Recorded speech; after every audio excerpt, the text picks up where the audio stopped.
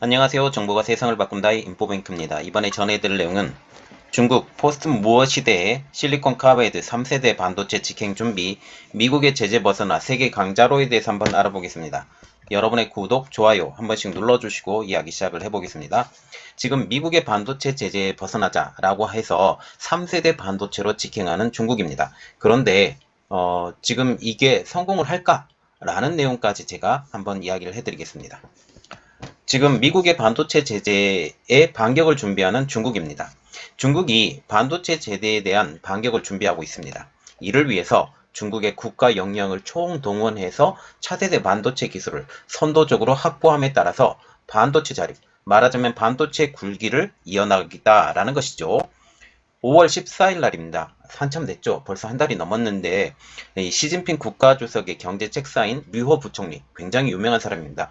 2019년도에 미중 무역 분쟁이 일어났을 때 미중 무역 분쟁의 그 담당자였던 사람이에요. 류호 부총리.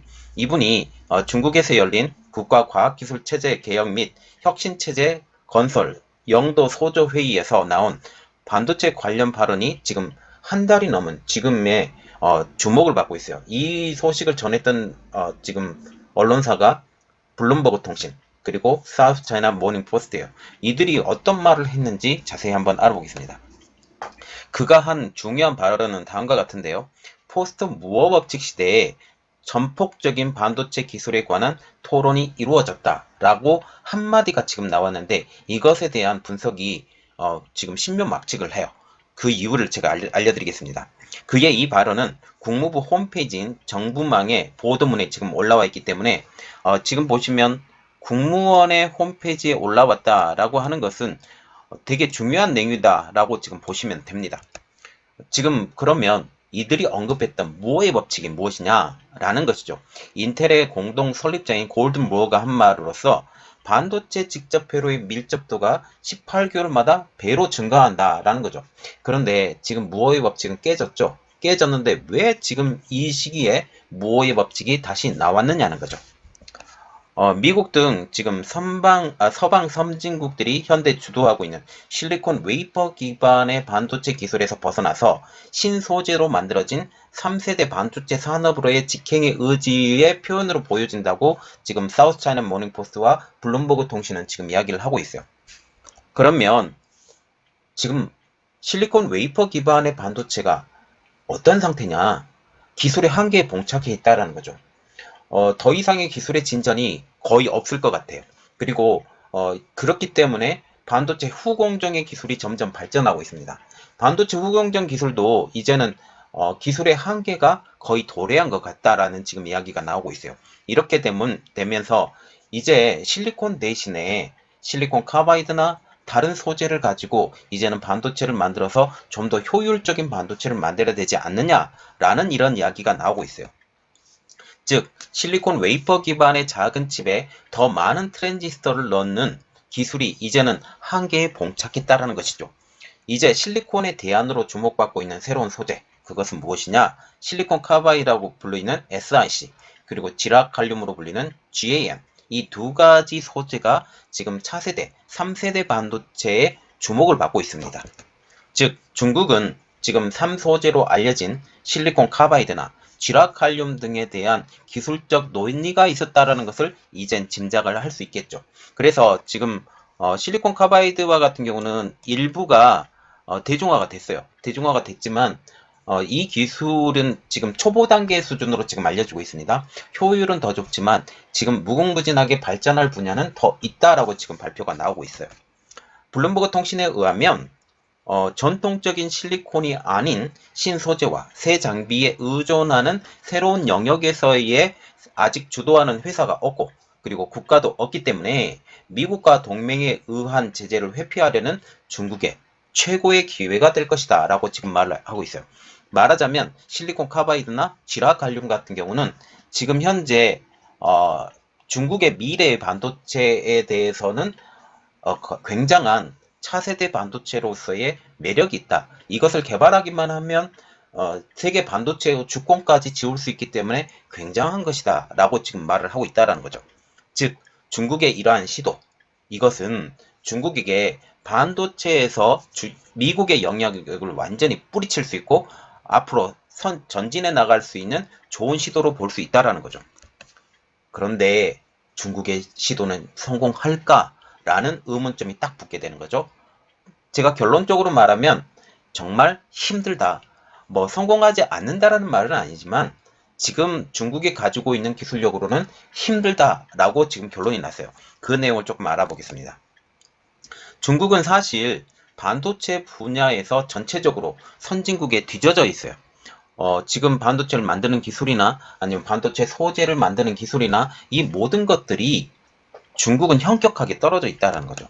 이러한 이유로 3세대 반도체에서만 두각을 나타내는 것, 지금 1세대나 2세대 반도체인 뭐 실리콘 반도체에서 두각을 나타내지 못했는데 3세대 소재에서만 지금 두각을 나타내는 것은 이건 결코 쉬운 일이 아니다라고 지금 말을 하고 있죠. 사우스 차이나 모닝 포스트도 전문가들은 중국이 현재의 실리콘 웨이퍼 기반의 칩에서 새 소재로 만들어질 3세대 칩으로 도약하려는 의도를 갖고는 있긴 하지만 현존하는 기술적 장벽들을 고려했을 때 중국의 힘겨운 과제가 될 것이라고 말했다라고 회의적인 반응을 보도했습니다. 결국은 전문가들도 지금 현재 반도체 기술력이 없는데 어떻게 3소재의 반도체 기술력을 가질 수 있느냐라고 의문을 갖고 있죠. 왜냐하면 이 기초 기반으로 만들어진 이 반도체들마저도 제3소재로 가는 반도체들마저도 뭐 1세대, 2세대 소재를 만드는 기술력이 없다면 이 3세대의 반도체 기술력으로 가는 것은 아직까지 요원하다라는 거죠. 지금 현재 실리콘 카바이드 이 반도체를 만드는 회사들도 여러 회사들이 있습니다. 한국에서도 있는데 이 회사들이 지금 보면 기술력이 지금 1세대 실리콘 카바이드 반도체보다 실리콘 반도체가 더 만들기가 쉬워요. 만들기가 쉬운데 이 기술마저도 없는데 어떻게 실리콘 카바이드 반도체를 만들 수 있겠습니까? 그래서 회의적인 반응이라는 것이죠. 그런데 특별히 이번에 느꼈던 것은 뭐냐면 이번에 드러난 중국 조직 과학기술 영도 소조입니다. 이게 무슨 뜻이냐면 류허 부총리가 이번에 발언을 하면서 지금 중국 정부의 그 홈페이지에 올라왔었죠. 그런데 이번 발언으로 중국 조직인 과학기술 영도 소조의 존재가 새롭게 주목을 받고 있다는 거죠. 이 조직은 중국 정부의 주도로 2012년도에 만들어졌으며 2018년도부터 류 부총리가 조장을 맡은 것으로 알려지고 있습니다. 그런데 이 존재가 거의 나타나지 않았죠. 거의 나타나지 않았는데 이번에 발언을 통해서 전면적으로 드러나게 된 거죠. 사우스 차이나 모닝 포스트에 의하면 이 조직에 대해서 어떻게 말을 했냐? 시진핑 주석의 신임을 받는 류 부총리가 이끄는 그간 잘 알려지지 않는 조직이에요. 여기서 눈여겨봐야 될 것, 그간 잘 알려지지 않는 조직이 이번에 드러났다. 결국은 이 조직이 기술전쟁 속에서 가장 중요한 전투 지휘소로 급부상하고 있다라고 평가를 했습니다. 블룸버그 통신도 최근 보도에서 류 부총리가 자체 반도체 칩 설계 소프트웨어인 EDS 개발부터 EUV 노광 장비 등에 이르는 중국 반도체 산업 발전 돌파구 마련의 업무에 총괄하고 있다면서 이 조직이 그 업무를 다 하고 있지 않느냐라고 의심을 하게 된다는 거죠. 결국은 류 부총리가 중국의 반도체 기술 개발을 이끄는 지금 주요한 사람으로 보고 있죠. 류 부총리의 가장 큰 그 관심 분야는 원래는 경제예요. 그래서 경제 부총리이고 미중 무역 분쟁 때 미국으로 넘어가서 이 회담을 주도를 했던 사람이에요. 이 주도를 했던 사람이 결국은 이제 중국의 반도체 산업을 이끄는 주체가 지금 되어간다라고 지금 보시면 돼요.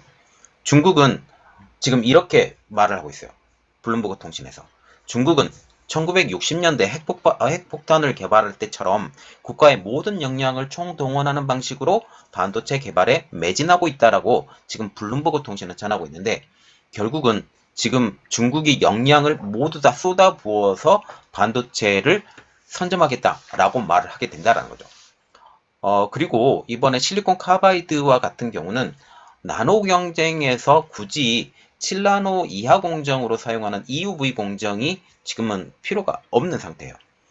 그래서 이러한 것을 보면 이것을 7나노까지 안 내려가면서도 더 많은, 더 고집적의 지금 기술을 만들 수 있기 때문에, 더 좋은 칩을 만들 수 있기 때문에 차세대인 실리콘 카바이드나 이러한 다른 소재로의 전환이 지금 시작이 된다라는 겁니다. 중국과 같은 경우는 지금 반도체 기술 혁신의 1조 달러라는, 그리고 한국 돈으로 1,132조 원이라는 천문학적인 정부 지원 기금을 책정을 했으며, 중국과학기술부가 3세대 반도체 칩을 포함한 핵심 전략 전자 소재 개발 연구비로만 4억 위안, 한국 돈으로 702억 원을 투입할 예정이라고 지금 전하고 있어요. 그러면 우리가 눈여겨봐야 될 것이 뭐냐? 이들이 반도체 굴기 2025를 계속적으로 추진한다라는 거죠. 여기에 만약 실패라도 하게 되면 그들의 빛은 천문학적인 숫자가 된다라는 것까지 우리가 이해를 해야 됩니다. 그래서 미국은 이전과 같이 당하지는 않을 거예요. 이전에 중국이 앞으로는 웃고 뒤로는 호박씨 가는 이런 것들이 있었죠. 그런데 이번부터는 안 당할 거랍니다. 그리고 바이든 정부도 이것에 대해서 안 당하려고 노력을 한다라는 거죠. 그래서 결국은 생각을 하는 게 뭐냐면, 트럼프 대통령의 정책이 맞았다. 트럼프 대통령이 강하게 밀어붙이는 이 정책이 계속적으로 바이든 정책으로 연장이 되면서 이 연장선상에서 중국을 견제하는데, 이 중국을 견제하는 것 자체가 성공하고 있다. 그리고 이것이 결국은 성공해야만 하고, 이 성공을 하지 못하게 되면 나중에 모든 헤게모니 자체가 중국으로 넘어갈 수 있기 때문에 이것은 반드시 성공해야만 하고, 중국의 반도체 굴기를 반드시 꺾어야만 해요. 그리고 이것이 결국은 우리나라에게 도움이 된다라는 거죠. 그래서 지금 한국이 미국과 같이 동행하는 것, 특히 G7 회담이나 아니면 지금 한미 정상회담을 통해서 이러한 모든 마스터 플랜이 나왔잖아요. 이 마스터 플랜에서 반도체도 섞여 있고 지금 차량용 배터리도 포함이 되어 있고, 이러한 것들, 의료기기, 이러한 것들이 모두 다 한국하고 연결이 되어 있는 상황입니다. 한국하고 연결이 돼서 지금 미국하고 같이 가야만이 성공할 수 있는 이러한 입장에서 지금 한국은 미국과 같이 동행하면서 중국을 반드시 견제하고 이들의 야욕을 꺾어야 될 필요가 반드시 있다라는 거죠. 그리고 이번에 G7 정상회담을 통해서 미국은 지금 중국을 계속적으로 압박을 할 것이라고 예견을 하고 있고, 유럽도 중국을 압박하고는 싶지만 또한 이득을 위해서는 지금 중국하고는 어떤 모종의 관계가 있기 때문에 아주 심한 압박은 못해요. 그러나 전체적인 분위기를 보면 미국을 따라가야 되는 분위기이기 때문에 중국을 여전히 견제를 한다라는 거죠. 이 사건을 지금 현재 그 차세대 반도체 분야만 딱 떨어져서 보면, 차세대 반도체 헤게모니가 중국으로 넘어갈 경우 중국이 이것을 쥐고 흔들고 세계를 쥐고 흔들 수 있기 때문에 이것은 정말 무서운 일이고, 지금 현재 반도체가 안 들어가는 소자가 없어요. 그리고 반도체가 안 들어가는 전자업계가 없고 반도체가 안 들어가는 폭탄이 없을 정도로 지금 이 반도체 하나만 가지고도 굉장히 중요한 내용이라는 거죠. 그래서 지금 현재 이 반도체 굴기를 지금 얘기를 하고 있지만, 이 반도체 굴기는 결코 허용해서는 안 되고, 이 허용을 하는 순간 우리나라가 제일 피를 많이 보게 될 것이라고 생각하면서, 우리나라가 중국과 발맞출 게 아니라 미국과 발맞춰서 앞으로 진격해 나갔으면 좋겠습니다. 그리고 이것은 결코 지금 현재의 기술로는 따라잡을 수 없는 것을 지금 예견이 되면서, 그 사우스차이나 모닝포스트마저도 이것은 힘들 것이다 라고 말을 하는 뉘앙스로 지금 얘기를 했어요. 이 내용이 어떻게 진행되는지 자세히 보면서 여러분들에게 자세한 내용을 더 알려드리도록 노력하겠습니다. 이번 내용은 여기까지 하겠고요. 저희 내용이 여러분들에게 도움이 되셨다라고 생각을 하시면 구독, 좋아요, 알람 설정까지 부탁드리겠습니다. 감사합니다.